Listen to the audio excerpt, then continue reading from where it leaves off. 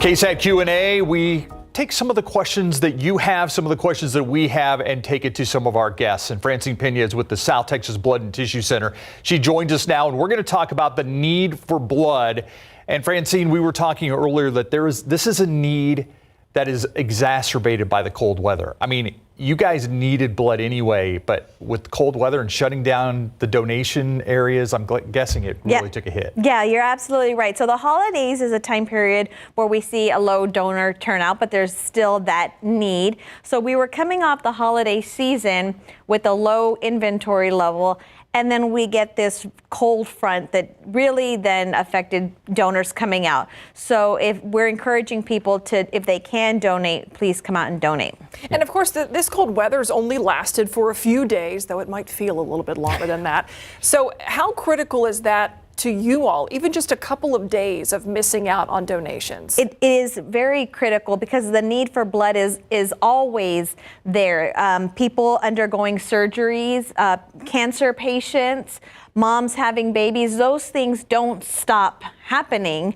And so we still have a need. And when we're sitting at a 2-day supply like we are, we don't have the, let's say, extra really needed when we have these cold fronts come in or anything that impacts our ability to collect blood. Yeah. How easy is it to donate? I mean, I think a lot of people like it's getting past the initial filling out the forms, things like that. I'm so glad you asked me that question because I think it's really easy and it's really just trying it one time and getting over that fear. Most people have a fear of donating, and the actual needle and arm time is really about 5 to 10 minutes. I know both of you all have donated before and are very aware, but first step, schedule an appointment. Second step, you'll do a questionnaire online, takes about 10 minutes. When you show up, we'll do a brief medical screening, another 10 to 15 minutes, get you all prepped, ready, 5-10 minutes that you're donating. We'll keep you for about another 10 minutes just to make sure you're feeling okay. But it's easy once you do it.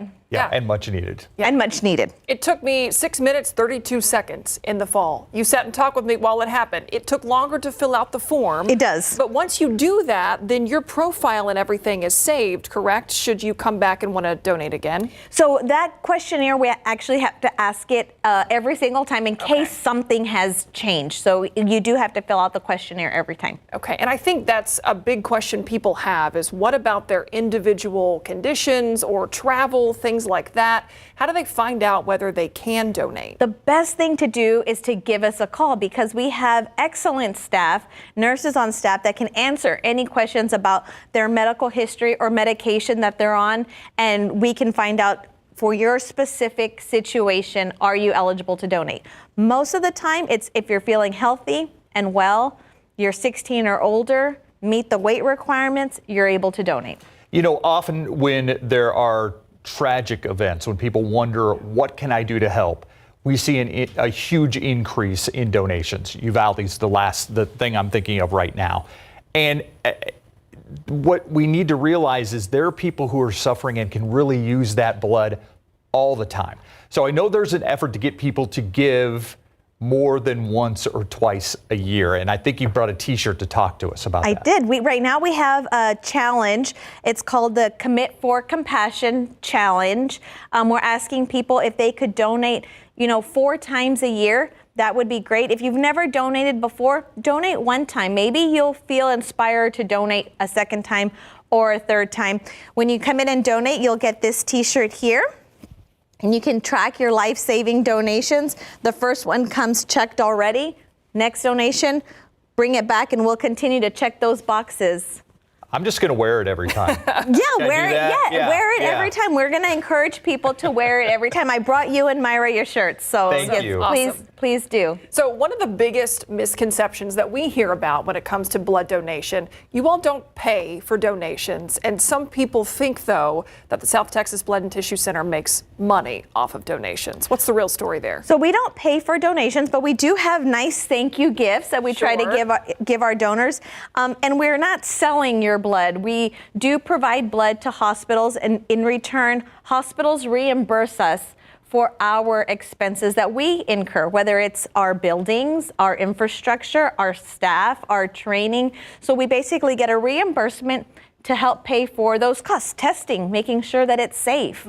And so that's what it is that we get reimbursed by hospitals. We're not selling your blood, and we try to show our donors appreciation with nice little gifts. What would you say to somebody out there who's on the fence about this whole thing? What often do you say to people that gets them to say, all right, I'm going to donate? So I like to give stories of patients who need blood. That really seems to really pull at people's heartstrings. There's kids with leukemia that can't continue on with their chemotherapy treatments if they don't get the blood in order to help increase their levels so that way they can continue. Cancer patients. Blood. I mean, I know mothers giving birth is something people don't think about, but you need blood for that. Yeah, maternal hemorrhage is a significant reason why we need blood. The number one reason is cancer patients, Steve. So you hit the nail on the head there. About 34% of the blood that we collect goes to cancer patients. Surgery is another one. My mom happened to have surgery this week. She's doing well. Good. But the hospitals are full. It was very cold that Monday. So people didn't come out and donate blood, but the hospitals were still full. Those surgeries are still happening. I know people have heard us say this, that one donation can save 3 lives. So explain how that's possible, and also what's the first step to just getting an appointment to donate? Yeah. So we say one donation can save up to 3 lives. You donate whole blood. It goes back to our components lab, and they separate it out into 3 different components. That would be your red blood cells, your platelets, and your plasma. So it could go to 3 different patients, so saving up to 3 lives. Yeah. And I know you have an app. People can call a number. I mean, there's so many different ways you can reach out to I South do Texas love Blood our and app. Tissue. Our app is great because you can schedule your appointment right online. You get points too for your donation, and you can redeem your points. Makes it really convenient. But yeah, call us 210-731-5590. Visit our website, southtexasblood.org. And schedule that appointment. I'm just envisioning Myra with the stopwatch timing herself on how long it takes her to give blood, and willing her veins to pump faster than the average person. The squeezing. That's what I'm thinking. Yeah, I'm just, squeezing. We don't encourage that. You might get, we don't want you to get lightheaded. Right there with me. Yes. Okay, now, you know what she told me? The more hydrated you are, the faster That it is goes. true. That is very true. I just know Myra's competitive. Yes. I Was she racing the donor Yeah, next that's what to I'm her? thinking. Yeah. But yes, eat a healthy meal, drink lots of water. It'll be a good experience if you follow those steps. I'm timing myself the next time. Afterwards. I'm timing myself the next time to see if I can hit 6:32. Steve, are you a platelet donor though? I give whatever you. Whatever you. Yeah, platelet donations take a little bit longer, and I don't want to go into all the weeds of that, but we appreciate you guys. We do have a quick reminder. We do have a quick reminder for National Blood Donor Month. KSAT Community Partners helping people schedule their donations. If you want to donate for the first time, if you're a pro, visit donatebloodtoday.com to schedule your donation. Go to South Texas Blood and Tissue Center if you want to, or go to donatetoday.com. We'll be right back. Point is, it's easy, okay? That's all I'm saying. We'll be right back. And quick.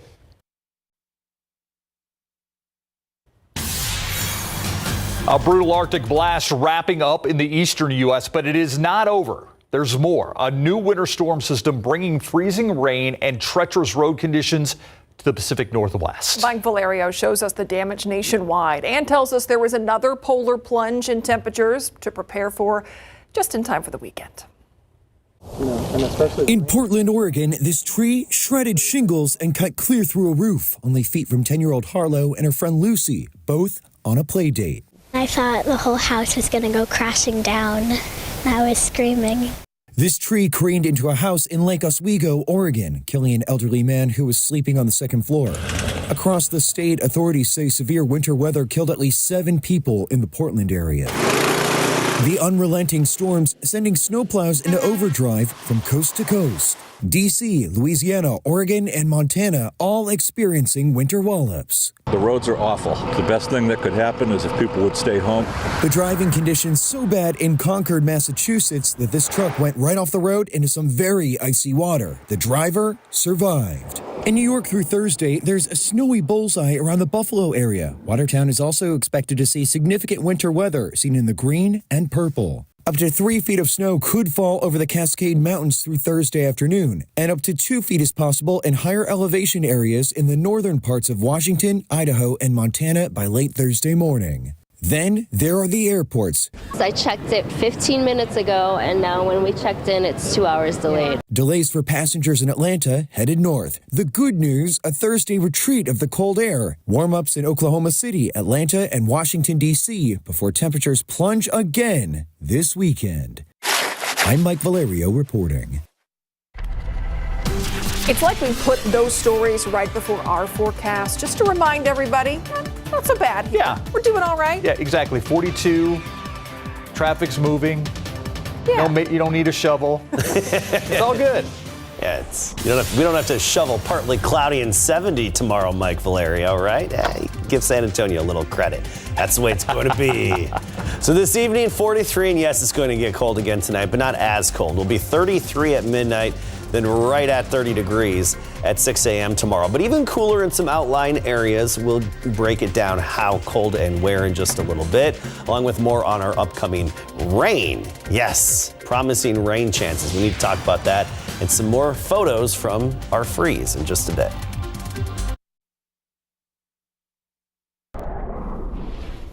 Okay, not 70s, around 70, give or take. It's going to be a nice break either way, Adam. It is. It's going to be a big break, and it's going to thaw out some of the freezing. And we did thaw out today. Don't get me wrong.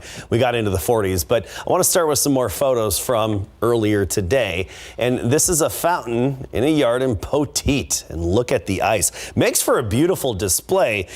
Just unfortunately, it can lead to some problems icing around the driveways and sometimes can lead to issues with pipes. But hope everything's okay with that fountain because it does look nice and beautiful. And this is a water tank in Gonzales that froze up. You busted a piece off there to hold it up and show you how thick it was. Unfortunately, a busted pipe, even though it was wrapped. You see the chunks of ice within that broken, what looks like PVC. And inside of looks like a Solo cup right there. Some water or whatever's left over, and that's frozen at the bottom of it. It's one of those situations where when we get as cold as we got last night, sometimes you have to remind yourself, oh, what do I have left in the car if you're parking outside? Say you leave like a soda pop in the car, it will explode when I don't mean like forcefully, but it'll pop open when it freezes, and it can be problematic, or have some people leave other things in the vehicle. Sometimes it happened with baby wipes when my kids were younger. The baby wipes would freeze. You got an issue when you need to change the diaper, I'll tell you that. It's those little things you got to think about. Frozen baby wipes, not a good thing. No. And then they dry out too, so that's the other hard part. We could go on. 43 degrees right now, dew point at 9. That's the very dry air in place. If you suffer from dry skin, you're feeling it. Also, this is the time of year because the air is so dry. If you shuffle your feet along the carpet, shuffle your feet on carpet and then press something that's metal, you'll get that shock. That's because the air is very conductive when it's dry like this. My older brother used to do that to me all the time. In the winter, shuffle across, and it would get me. Try not to give you kids any ideas, but it's one of those brotherly love things. Temperatures across the state, we've got some 30s in Dallas and 60 out west, mixture, 40s around here, 41 Rio Medina, 46 Stinson, 40 in Bulverde, Canyon Lake at 45. Notice this evening, temperatures falling off quickly, 38 at 7 o'clock. And then we're at 32 at 1 a.m. And I think we'll be close to 30 in San Antonio at 7 a.m. tomorrow. 28 Timberwood Park, 31 Helotes, 29 La Jolla, 28 Von Army, Lavernia 31 degrees. So a light freeze, but still noticeable and still cold. It's going to be challenging to dress for the day because you'll want the jacket in the morning, but by the afternoon, sunny and near 70. 71 Castroville, 69 Stone Oak and Elmendorf, 68 Helotes, with that huge 40-degree temperature rise and a lot of sunshine. Temperatures, however, drop off again for Friday. We're back in the 40s for highs. So tomorrow is just our brief 70-degree day. Then we turn cool and windy. Wind gusts up to 40 miles per hour out of the north on Friday. So cool and windy at that point. And I also want to point out our rain chances. They jump up again. I know we've been focusing on the cold, but we do need to start transitioning into the rain chances. 40% Sunday afternoon, 70% Sunday night. And then we're looking at 60% chances on Monday and Tuesday. And overall, we could see a few inches of rain in some parts of town between Sunday evening and Wednesday of next week. And it's just looking like rain, not any frozen precipitation. All right. Thank you, Adam. All right, coming up in the buzz, we're talking about dog rescues and frozen mustaches when we come back. Time for your daily dose of cute and a little heartwarming story on a cold day. Authorities in Michigan rescued a dog after it fell through a thin layer of ice at a lake in Ottawa County. The owner tried unsuccessfully to rescue the black lab, whose name is Hayes. So the Georgetown Township Fire Department answered the call, came to the rescue. The township's dive team actually used ropes and these rescue suits to enter the water and get Hazel back on dry land. The fire department says she is recovering well. Oh. Hazel. Hazel. Yeah. Not Hayes. That's all right. Hayes is a good name, though.